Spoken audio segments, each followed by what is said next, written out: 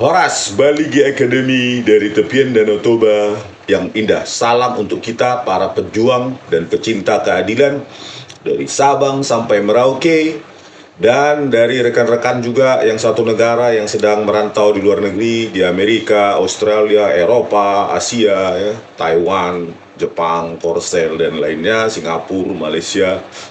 Kita tetap bongkar terus ya rekayasa ini, karena bukan apa-apa ya, bukan hanya untuk Jessica, ya untuk kita semua. Kalau tidak kita bongkar ini, maka akan ada ya jenderal-jenderal yang berotak rekayasa seperti Tito Karnavian dan Krishnamurti ini, yang memanfaatkan ahli digital forensik kotor, penipu semacam Muhammad Noah Lazar dan Christopher Hariman Rianto. Oke, lanjut pertanyaan.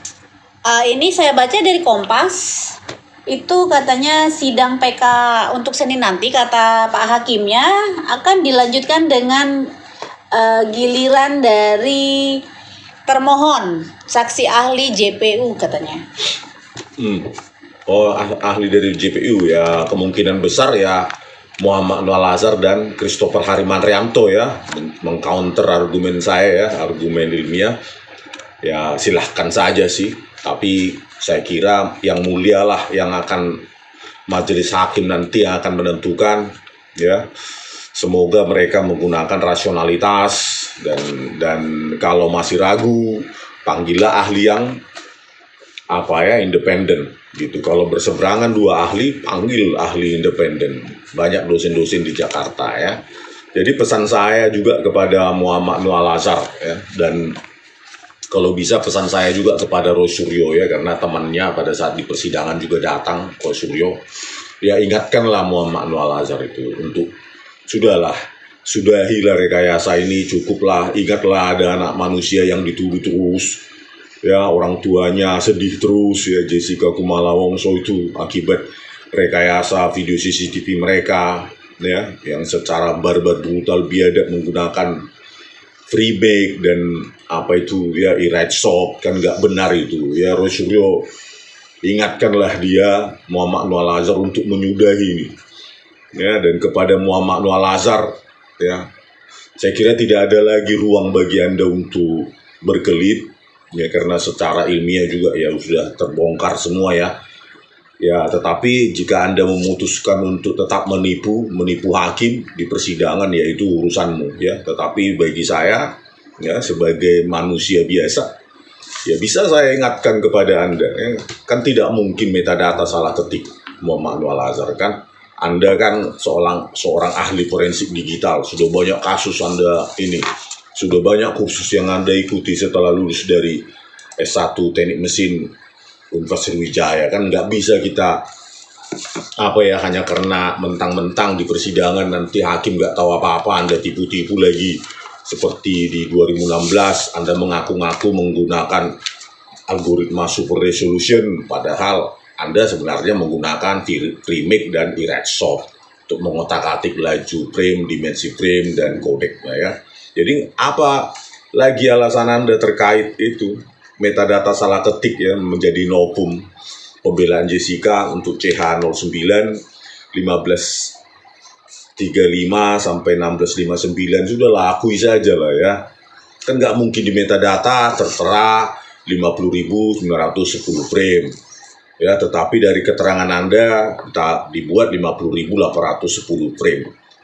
Dari tanggapan jaksa ya, pembelaan dalam kontra memori PK, masa yang di metadata itu yang salah, yang 50.910 frame itu yang salah, kan itu kan konyol sekali. Bagaimana Anda membela ini kan, apalagi ini kalau dibawa ke ruang-ruang akademis ya, ke ruang-ruang ilmiah ya, kan nggak mungkin lagi, kecuali memang di ruang sidang ya Anda tetap menipu orang-orang yang nggak tahu kan.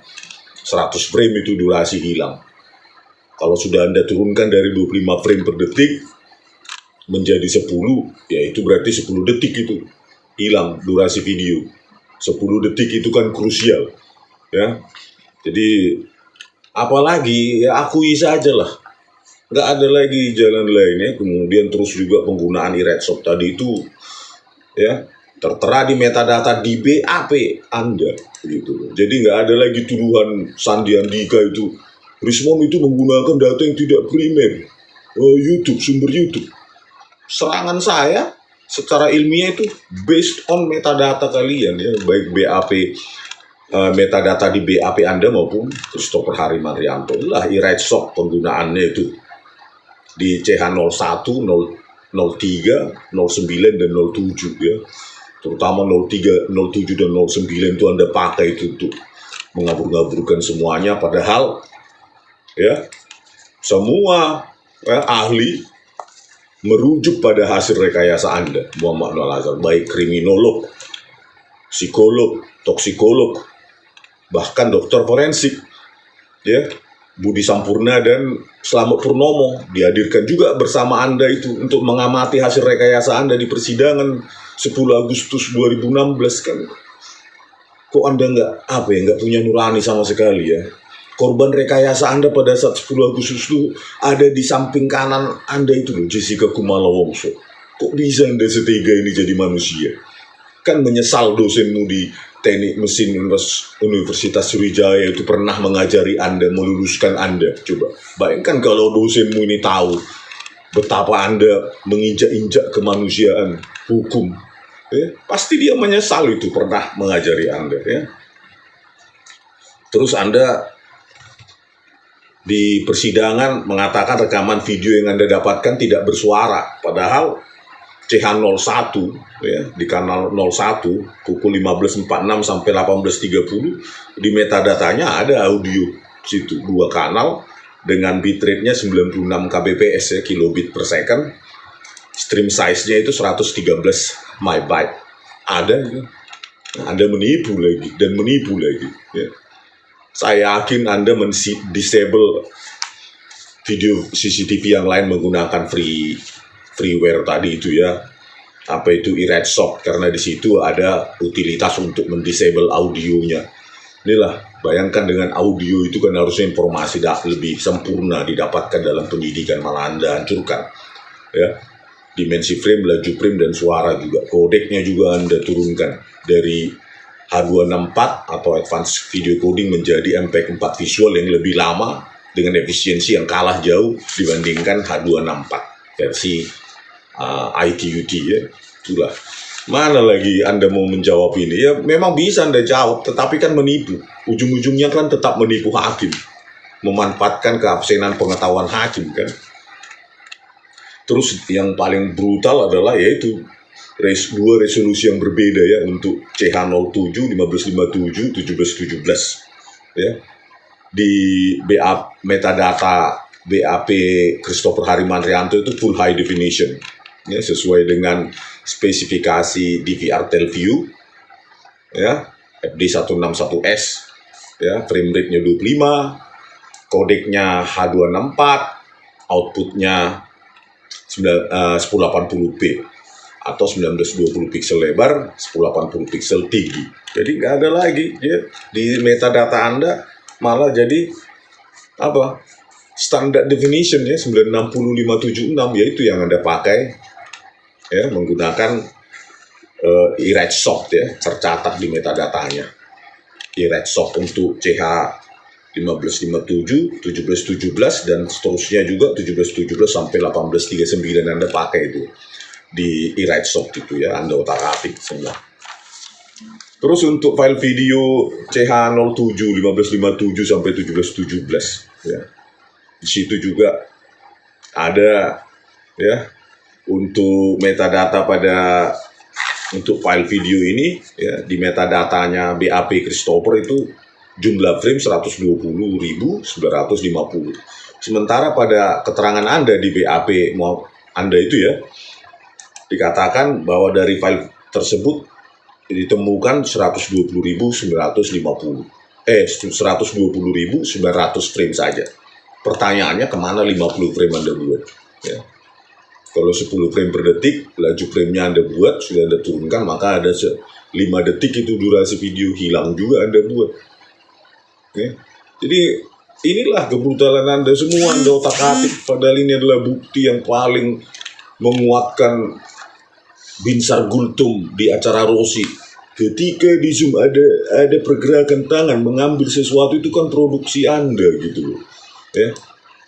Tentu Anda menggunakan software-software lain yang tidak tercatat di metadata, ya, video editing lain untuk memanipulasi pergerakan paperback, ya, menjadi sejajar seolah-olah menutupi.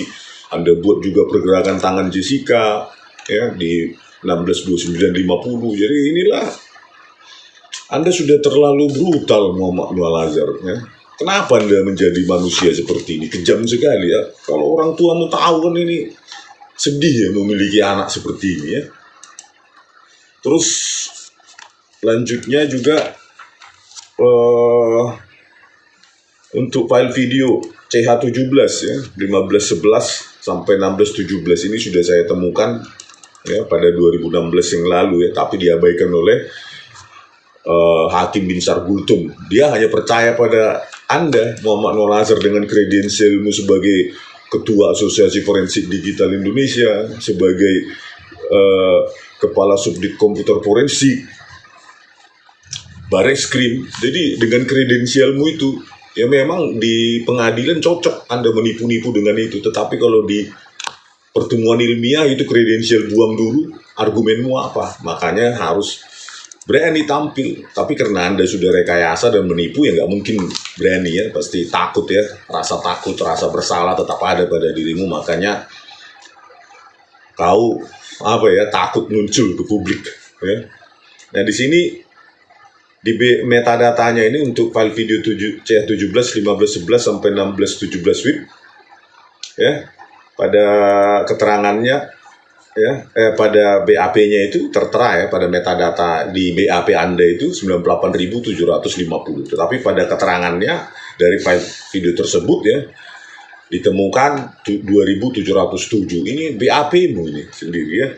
Kemana 96.043 frame atau setara sekitar 64 menit durasi video hilang? Kenapa Anda buat di situ? Padahal pergerakan Rangga itu kan sangat penting ya. Sebenarnya itu sangat penting untuk menjejak pergerakan dia selama jam-jam krusial itu gitu ya.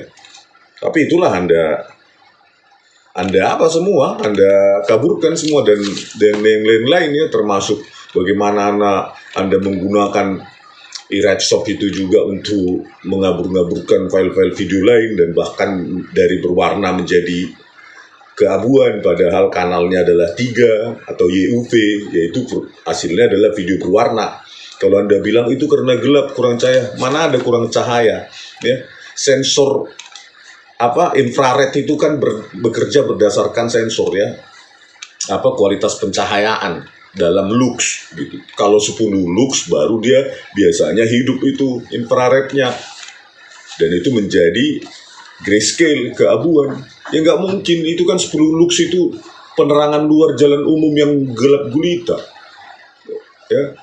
Itu nggak mungkin itu penerangan seperti itu yang ada di Cafe Olivier. Kalau jawaban Anda seperti itu lewat jaksa, itu nggak mungkin 10 lux itu di luar, penerangan di luar ya.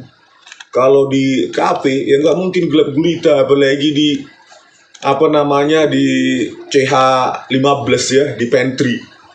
Mereka mencuci di sana, nggak mungkin itu kualitas pencahayaan kurang. Bagaimana dia pencahayaan kurang mencuci ya, mendadak-dadabi gitu ya, meraba-raba gitu, dengan kualitas pencahayaan 10 lux. Kalau alasan Anda dan lewat tim jaksa itu sensor infrared, itu kan sengaja kalian kaburkan, dibuat keabuan supaya tidak bisa dijejak sedotan itu, dan warna kopi, sisa volume kopi yang sangat penting, padahal itu paling dekat itu terhadap objek kopi tersebut yang dibawa Marwan Amir ke pantry itu. Tapi ya sekalian rusak, serusak-rusaknya gitu ya. Kalau alasan infrared ya Anda pasti tahu kan ya, sebagai ahli forensik digital, infrared akan muncul, akan terpicu kalau dalam lux itu sekitar 10 gitu loh. 10 lux itu ya, 1 lux berarti setara dengan lilin, 1 lilin ya. Jadi 10 lux itu ya 10 lilin, kan nggak mungkin di pantry itu pakai setara dengan 10 lilin kan. Ya, harus terang benderang karena untuk mencuci. Dan karena terang nggak mungkin dia tertrigger, terpicu itu kamera CCTV-nya menjadi infrared. Gitu loh. Itu kan karena untuk kurang cahaya. Inilah jawaban kalian selalu mengada-ada untuk menutupi kebohongan kalian dan kebohongan lagi dan kebohongan lagi. Jadi itulah pesan saya. Ya, kalaupun ini pesan saya tidak sampai ya, Rosuryo lah sampaikan kepada temanmu itu karena Anda mendukung sekali sampai saat ini mungkin ya. Oke, lanjut. Udah panjang lebar nih. Saya kira cukup. Karena hafal ya cukup, ya itu aja pesan saya, janganlah menipu lagi. Kalau Anda besok dihadirkan di persidangan minggu depan, ya tanggal 18 November 2024 atau hari berikutnya, stoplah menipu.